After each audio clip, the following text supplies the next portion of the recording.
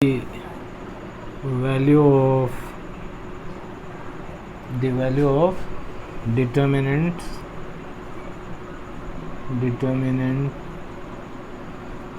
remains unchanged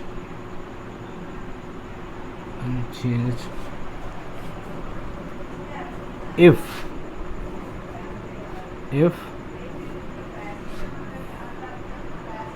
rows and column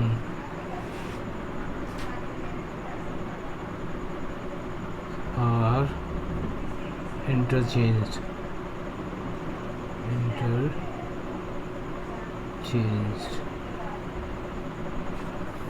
determinant की value unchange हो जाती है, कोई चेंज नहीं आता, सेम रहती है, जबकि हम क्या करें, इसके रोज एंड कॉलम को इंटरचेंज कर दें, यानी ट्रांसपोज निकाल दें। जैसे हमारा डिटर्मिनेंट ऑफ ए है तो ये किसके इक्वल होना चाहिए, डिटर्मिनेंट ऑफ ए ट्रांसपोज, ये मतलब है इसका।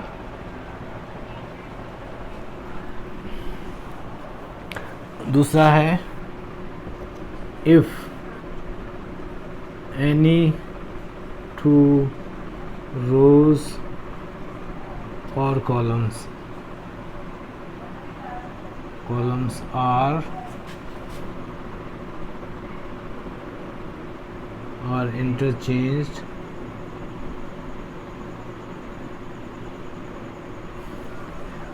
if any two rows और columns are interchanged, अगर दो रोज या दो कॉलम्स को इंटरचेंज करते हैं, ठीक है, तो then the sign of determinant will get changed. Sign of determinant will get changed.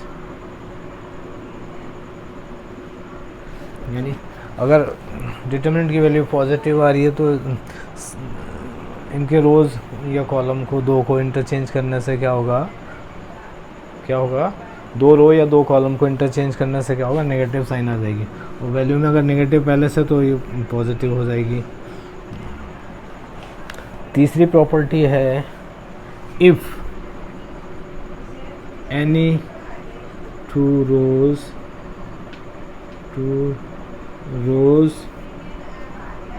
और कॉलम्स आर आइडेंटिकल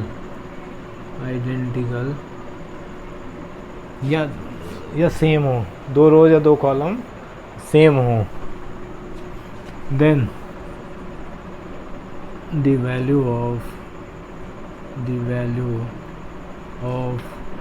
डिटर्मिनेंट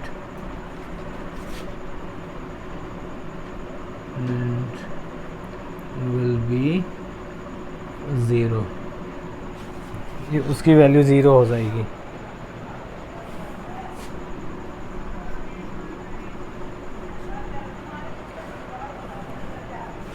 पहला क्या है कि अगर हम ट्रांसपोज ले लें, यानी कोई डिटर्मिनेंट दी हुई है हमें और उसको रोज़ को कॉलम में इंटरचेंज करेगा, वो कॉलम को रोज़ में इंटरचेंज कर दें तो क्या होगा, कोई चेंज नहीं आएगा, उसकी वैल्यू सेम रहेगी। इफ़ एनी सेकंड है, इफ़ एनी टू रोज़ और कॉलम्स आर इंटरचेंज्ड, किसी डिटर्मिनेंट की अगर दो रो या दो कॉलम को इंटरचेंज कर दें आपस में तो उनकी साइन चेंज हो जाएगी, डिटर्मिनेंट की साइन चेंज हो जाएगी। तीसरा है इफ़ एनी टू रोज़ और कॉलम्स आर आइडेंटिकल, अगर दो रोज़ या दो कॉलम कोई से आइडेंटिकल हैं, सेम हैं, तो उस डिटर्मिनेंट की वैल्यू ज़ीरो हो जाएगी। ये प्रॉपर्टी यूज़ करेंगे हम आगे क्वेश्चंस में, उस प्रॉपर्टी से ही करना है। अब फोर्थ प्रॉपर्टी इसी के हिसाब से लिख देते हैं।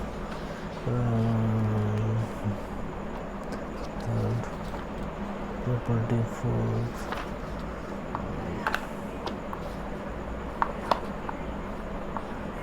इफ ईच एलिमेंट और रो और कॉलम, यह है if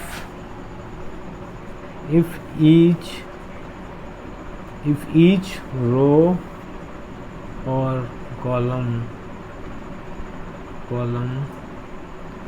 of if each element of rows, if each रो, इसमें एलिमेंट होना चाहिए, if each element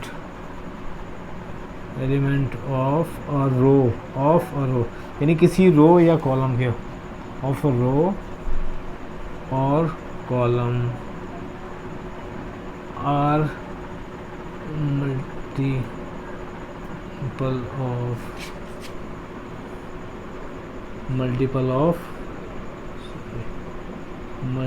of any constant,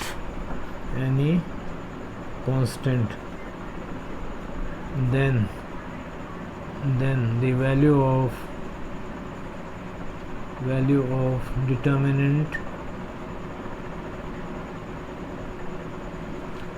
determinant will be the multiple of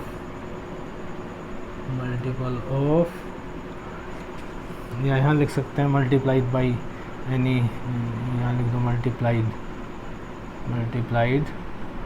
by any, multiplied by any constant. Then ये कह रहे हैं ना, if each element of a row और column, किसी रो या कॉलम के हर एलिमेंट को अगर हम किसी कांस्टेंट से मल्टीप्लाई कर दें तो जो value of determinant will be the multiple of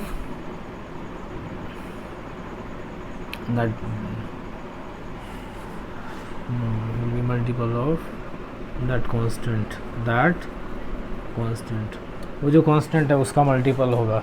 अगर देखिए जैसे कोई भी है, ये है सपोज हमारा A1 B1 A1 A2 A3 B1 B2 B3 C1 C2 C3, अगर ये है और इसको हमने किसी भी रो या कॉलम को, इसको सपोज हमने K से मल्टीप्लाई कर दिया सेकंड रो को, तो ये जो डिटर्मिनेंट की वैल्यू होगी वो K टाइम्स होगी, K times of that given determinant जो हमें दिया हुआ डिटर्मिनेंट पहले, उसके equal B2 B3 C1 C2 C3 इसके इक्वल होगा। जब उसको सॉल्व करके जो आएगा ना K से मल्टीप्लाई करके, उसके इक्वल होगा।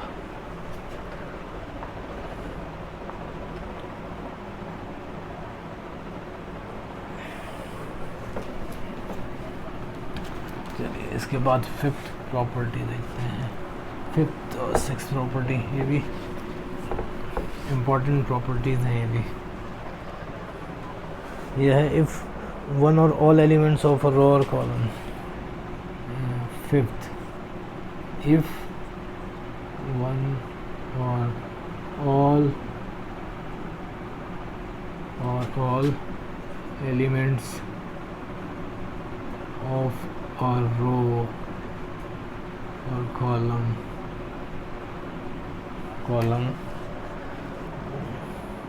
of a determinant are expressed as sum of a determinant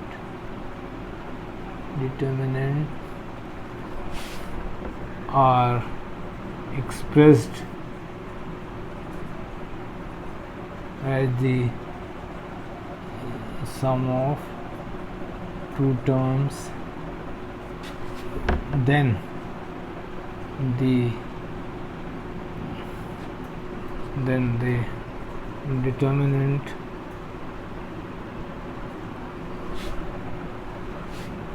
can be written as the sum of two determinants। ये है, तो उसको सम ऑफ टू डिटर्मिनेंट्स में लिख सकते हैं।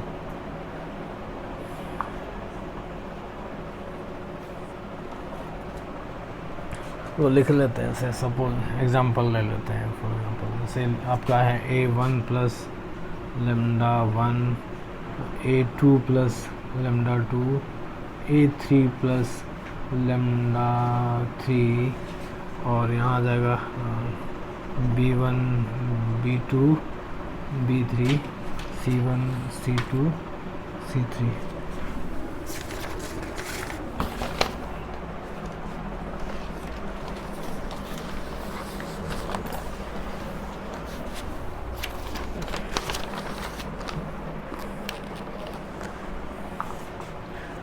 तो इसको हम दो डिटर्मिनेंट के फॉर्म में लिख सकते हैं।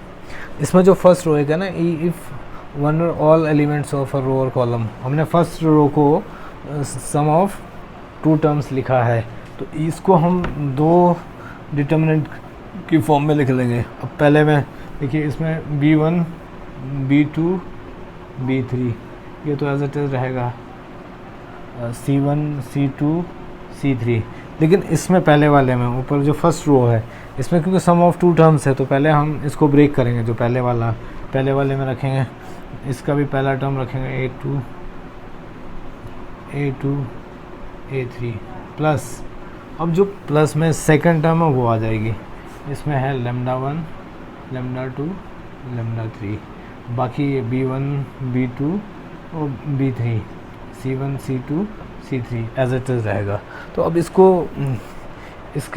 प्रॉपर्टी का मीनिंग ये है कि अगर हम किसी रो या कॉलम में जो एलिमेंट्स दिए हों, अगर सम ऑफ टू टर्म्स हैं, तो उसको हम सम ऑफ टू डिटर्मिनेंट्स की फॉर्म में लिख सकते हैं इसे। तो इससे सिंप्लीफाई करना इजी रहेगा क्वेश्चन में, ये प्रॉपर्टी जब यूज़ करोगे।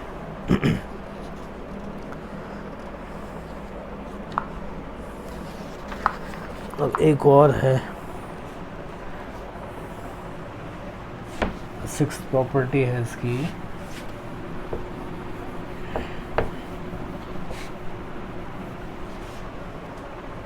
Property sixth. ये भी अच्छी प्रॉपर्टी है, ये भी इम्पोर्टेंट है, ये भी काफ़ी यूज़ होती है। देखिए, if to each element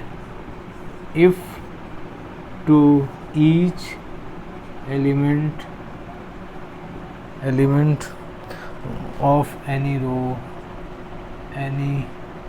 row or column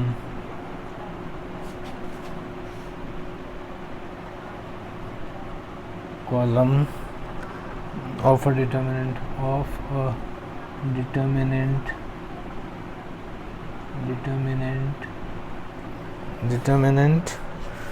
the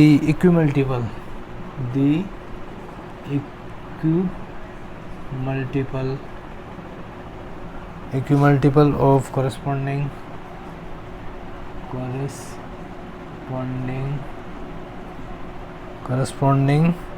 elements of other row,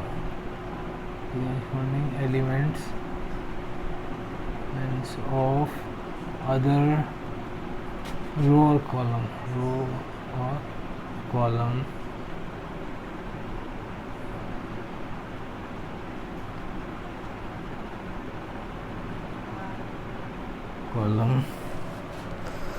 are added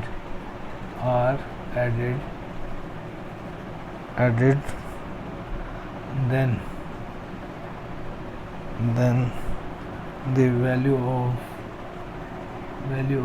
determinant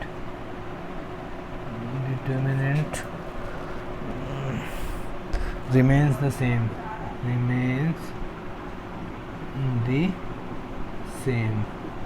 इसकी वैल्यू सेम रहती है। देखिए, बहुत बढ़िया अच्छी प्रॉपर्टी है ये भी।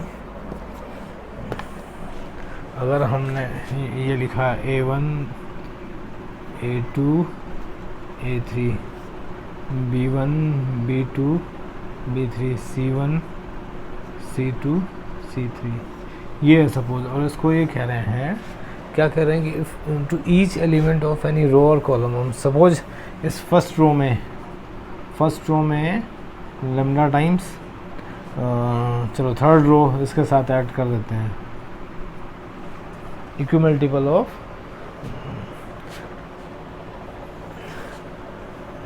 लिखा ना, equimultiple of corresponding elements of other row और कॉलम आर एडेड।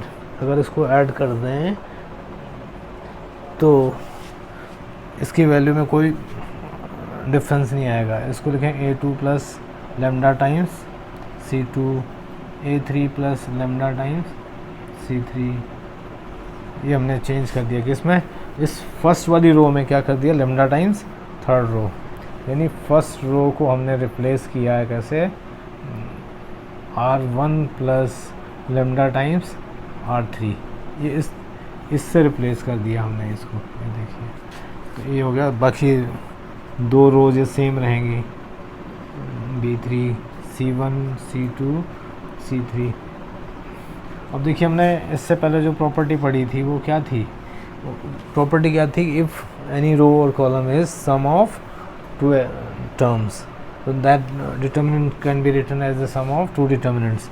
तो इसको फिर दो डिटर्मिनेंट की फॉर्म में लिख दें, A1 A2 A3 B1 B2 B3 और C1 C2 C3 प्लस, अब ये आ जाएगा lambda times C3 lambda times C3 lambda times C3, sorry C3 में C1, ये C1 होगा, C1 C2 और C3।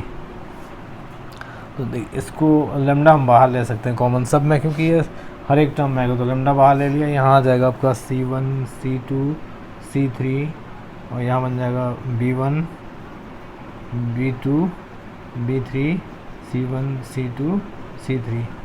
अब देखिए, इससे पहले हमने एक प्रॉपर्टी पढ़ी कि इफ़ एनी टू रोज और column of a determinant are identical then the value of determinant will be 0। तो ये 0 के इक्वल हो जाएगी, क्योंकि R1 एंड